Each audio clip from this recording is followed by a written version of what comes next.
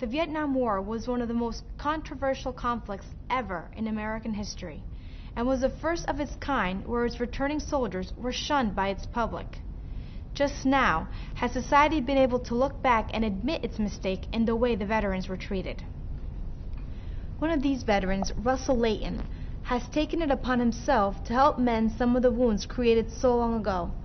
33 years after he served his country, he is looking to not only reunite with old squadron mates, but piece together the history of one of the many units that served with honor and distinction and was deprived of the recognition it deserved by an unappreciative public.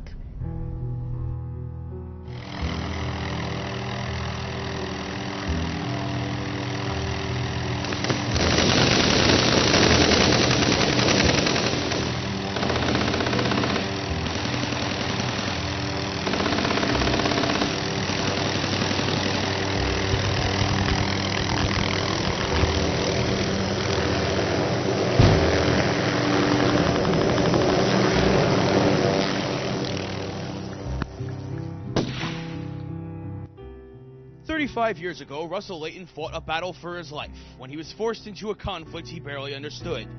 But Russell tried to make the best of it and formed lifelong bonds with those he served with. But once Russell served his time and came back to the States, he lost contact with those he formed such strong pacts with. Now, more than 30 years later, Russell has taken it upon himself to reunite with those that he lost so long ago." He took everything that he went through with the war, with Vietnam, very well, compared to other people that I know of. I know a lot of people that went nuts. Yeah.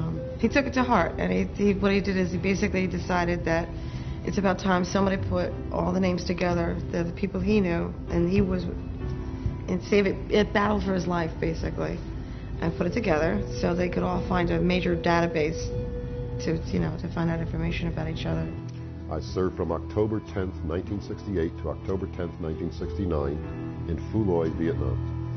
I was a crew chief on a UH-1D helicopter, and when the helicopter was on the ground, I was the main mechanic on the helicopter, and when it was flying, I was a door gunner.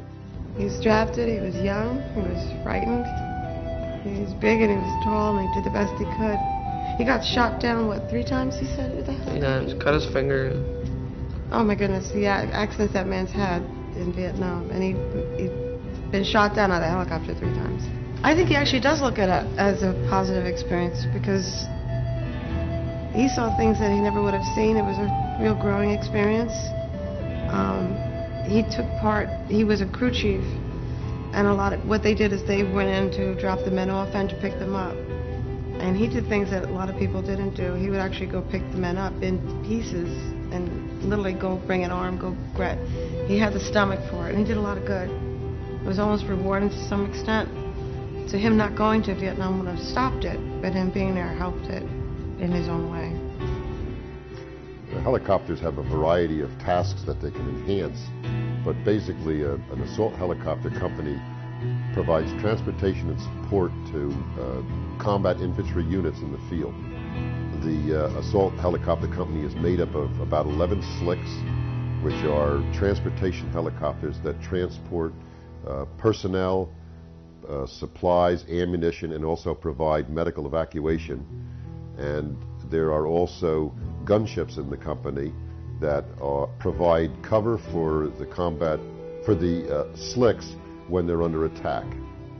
The gunships for the Tomahawks were better known as the gunslingers. Well, I originally tried to find a couple of my friends from the Tomahawks, and it became evident very quickly that there was no central place to find names and contact information for people from our unit. So one by one, I managed to contact other people in the unit, and those people helped me contact other people that helped me contact other people, and one by one I managed to develop a chain that got me to each individual. But now I was developing like chains of people just to find one person, and that's how the database was born. He actually knows people in Alaska, and there's a fellow in California. They're all across the United States. A good portion of them are motorcycle riders, bikers also. And we're affiliated with the Vietnam Memorial Run with the motorcycles on Memorial Day also. We currently have well over 1,000 names, and I think we're probably about halfway there. The number gets bigger every time I try to estimate it. Now, since I developed the database, I'm collecting histories, military orders, personnel data, rank, call signs, the years they were there, etc., and so forth. What he does is he basically puts down the story that they want to tell. He does edit negative comments, because he said this is not what the database is about. It's about connecting with other people. He edits because a lot of people had issues with other people. It's like school. You know? I don't like that person. This colonel was a jerk.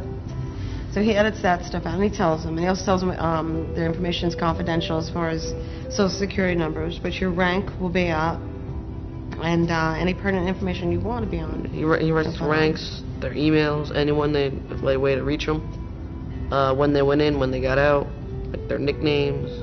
Yeah, nicknames are very handy, because he knew a lot of people only by nicknames. Oh, yeah.